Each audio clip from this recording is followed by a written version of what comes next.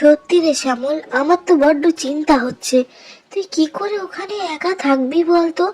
চাকরি তো পেয়েছিস সেই কোন অজপাড়া গায়ে, তো সেখানে একা একা কি থাকা সম্ভব বল না? খাবি কি, থাকবি কিভাবে? আমার তো বড্ড চিন্তা হচ্ছে বাবা। যা, এই শুকনো দুটো খাবারও নিয়ে যা মায়ের হাতের। মা, তুমি অত চিন্তা করো না। কি আর করব, চাকরির পোস্টিংটা যখন এত দূরেই পড়েছে, কিছু তো করার নেই। তবে তুমি একদম চিন্তা করো না, আমি ওখানে গিয়ে একবার সেটেল হয়ে যাই, তারপরে আমি তোমাকে ওখানে নিয়ে যাব। আমরা দুজনে বেশ থাকবো। মা, আমার কিন্তু দেরি হয়ে যাচ্ছে, বাইরে কিন্তু গাড়ি চলে এসেছে, আমি যাই এখন।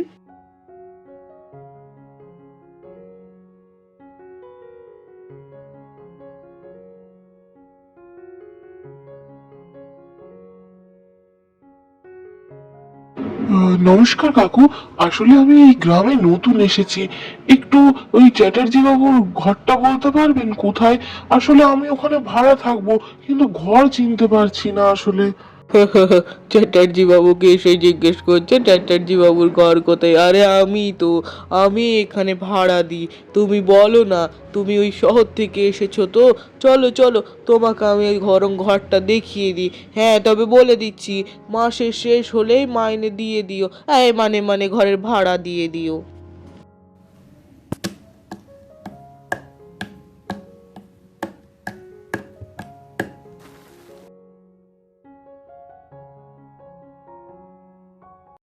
এই হলো তোমার ভাড়া ঘর। একখানা বিছানা রয়েছে, আলমারি রয়েছে, বাথরুম রয়েছে। অসুবিধা কিছু হবে না। খাবার দাবারের বন্দোবস্ত তুমি নিজেই করে নিও, আমি বরং চললাম। হুম, ঘরটাতে খুব বেশি ফ্যাসিলিটি না থাকলেও মন্দ নয়। যাই হোক, পরিষ্কার পরিচ্ছন্ন তো, এইটুকুই যথেষ্ট। যাই, এবার জিনিসপত্র একটু গুছিয়ে রেখে নিই, তারপরে বরং দেখা যাবে। এই ভর দুপুরে এসে পড়েছি, খিদে পেয়েছে। এখন কোথায় কি খাবো? বাইরে গিয়ে একটু দেখবো যদি আশেপাশে কোনো হোটেল থাকে। হ্যাঁ, গিয়ে দেখি কিছু তো আজকের মতো খাওয়ার ব্যবস্থা করতে হবে নাকি। ওই তো সামনে দেখা যাচ্ছে, মনে হচ্ছে একখানা হোটেল। যাই, ওখানেই জিজ্ঞাসা করি বরং। বলছি, এখানে কি মাংস ভাত পাওয়া যাবে? আসলে এখানে দুপুরে খাওয়ার জায়গা খুঁজছিলাম। আমি তো নতুন, তাহলে জানা নেই অ্যাকচুয়ালি। বলছি, শহরে বাবুর চোখে কি নেমা পড়েছে? পেছনের ওই সাইনবোর্ডটা দেখতে পাচ্ছ না? লেখা আছে বড় বড় করে ধাবা, তারপরেও জিজ্ঞাসা করছো?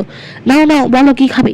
মাছ ভাত, মাংস ভাত, ডিম ভাত, তরকা রুটি, ডিম ভাজা, কি খাবে বলো, চটপট দিয়ে দিই। আর টাইম নষ্ট করো না তো। এইভাবে এসে দাঁড়িয়ে আবার জিজ্ঞেস করছে এখানে খাবার পাওয়া যায় নাকি। অদ্ভুত লোক তো।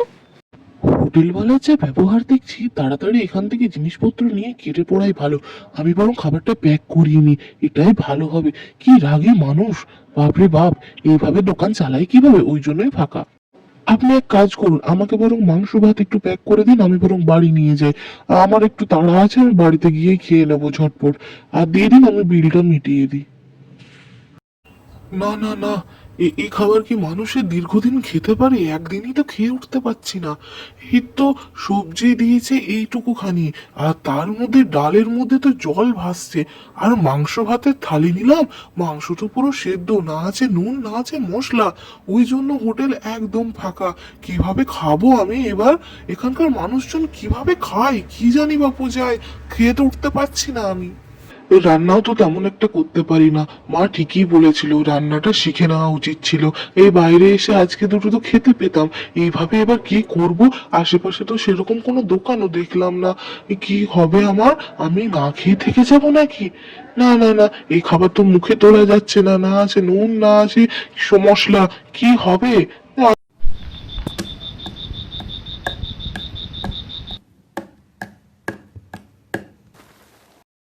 আজ্ঞে দাদাবাবু, আমি রতন। এই পাড়ায় সমস্ত যারা বাইরে থেকে আসে তাদের বাড়িতে বাড়িতে কাজ করি। ওই মানে একটু বাসন মেজে দেওয়া, কাপড় কেচে দেওয়া। তা আপনার কি লোক লাগবে? তাহলে আপনারও না হয় কাজ দুটো করে দিতাম। একটু অত আমারও সাহায্য হতো আর কি। লাগবে কি কাজের লোক? বাহ, এ তো বেশ ভালো কথা। সত্যি উপকার তো হতোই। না হলে আমার তুমি বরং বাড়ির কটা বাসন মেজে দিও, কাপড় কেচে দিও, আর ঘর ঝাড়ু মোছা যা করতে হবে তা তুমি বলবে তোমার কত লাগবে, সে কোনো অসুবিধা নেই। খালি একটু ঘর দৌড়টা পরিষ্কার থাকলেই হতো। আসলে এখান থেকে কাজে যেতে হবে তো, তাই আমি খুব একটা সময় পাবো না। আচ্ছা আচ্ছা, আমাকে একটা কথা বলো তো, এখানে কি কোনো ভালো খাবার হোটেল নেই? আসতে না আসতে এইরকম হোটেল খুঁজছেন, দেখে মনে হচ্ছে খিদে পেটেই এসেছেন বাবু। আরে না না, একটু আধটু মশকরা করছিলাম। আচ্ছা আচ্ছা, হোটেল থাকবে না কেন, আছে তো। কোথায় আর হোটেল আছে? আমি তো দেখলাম ওই একখানা ধাবা দেখতে পেলাম, তাকে দাম নিল খাবারের, আর ওই টেলটেলে পাতলা ঝোল, তার সাথে না আছে নুন না মশলা, মাংসর মধ্যে তো কিছুই নেই। খেতে পারলাম না, বাইরে ওই কুকুর দুটোকে দিয়ে দিতে হলো, কুকুর ছানা দুটোই খেতে পারলো না ভালো করে।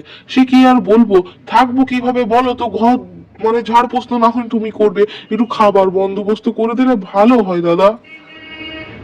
চিন্তা করবেন না বাবু, শঙ্করের 1 টাকার মাংস ভাতের যখন হোটেল আছে, তাহলে আর চিন্তা কিসের? গোটা গ্রামের লোক তো বলতে পারে রান্না না করে ওখানেই খায়। তা আপনি কেন হাত পুড়িয়ে রান্না করতে যাবেন? হ্যাঁ, কাল বরং আমার সাথে যাবেন, আপনাকে দেখিয়ে দেবো। 1 টাকার মাংস ভাত বলো কি? ও দাদা, আমি কানে ভুল শুনছি না তো? এই দরদামের দিনে এখন আবার নাকি 1 টাকার মাংস ভাত? তুমি আমার সাথে মশকরা করছো না তো? দেখো, মশকরা করলে কিন্তু ভালো হবে না, খিদের পেটে আছি আমি বলে দিলাম। এই 1 টাকার মাংস ভাত কিভাবে সম্ভব দাদা? না না বাবু, তোমার সাথে মশকরা কেন করতে যাব? আসল ব্যাপার হচ্ছে, শঙ্কর বাবুও হচ্ছে বিশাল জমিদার। তার টাকা পয়সার কি কমতি রয়েছে নাকি? তা একটু মানুষ সেবার জন্য 1 টাকাই খাওয়ায়েন আর কি, যাতে কোনো মানুষের মনে না হয় যেন তিনি ভিক্ষে করছেন। এই হচ্ছে তার মূল কথা। আসলে কি বলুন তো, অনেক গরিব মানুষ আছে, কিন্তু তাদের আত্মসম্মান এতটা বেশি না, তারা মনে করে ওই ভিক্ষে করে খেতে পায় না। তার জন্য তিনি ওই সেবার জন্যই আর কি সবাই 1 টাকায় খাওয়ান। যদিও সকলকে খাওয়ান, ধনী বা গরিব যেই যাই হোক। বাহ, শঙ্কর বাবুর এই তো জিনিসটা তো বেশ ভালো। তাহলে আমাকে কালই নিয়ে চলো, কাল গিয়ে দেখে আসি এবং খেয়ে আসি সেখানকার কেমন 1 টাকার মাংস ভাত। তো আপনি হলেন শঙ্কর বাবু? আপনার তো অনেক নাম ডাক শুনলাম, আপনি নাকি গরিবদের বেশ ভালো সেবা করেন। যাই হোক, আমাকেও 1 থালা মাংস ভাত দিন তো, আমিও আসলে স্বাদ গ্রহণ করি। এই গ্রামে আমি নতুন, তাই খাবারের জায়গা খুঁজছিলাম, আপনার বড় নাম ডাক শুনেছি। তা দিন দিন, আমাকেও এক ঝটপট দিন। বাবা ভাই, এই যে কি স্বাদ! এ তো কেবল মাংস ভাত নয় গো, এ তো 1 থালা যেন অমৃত খাচ্ছি। 1 টাকায় এইরকম স্বাদের মাংস ভাত, তার সাথে ডাল ভাজা পোস্ত কিভাবে দেন! সত্যি বিশাল বড় মনের মানুষ না হলে এইরকম খাওয়ানো যায় না মানুষকে। যাই হোক, এবার থেকে বেশ ভালোই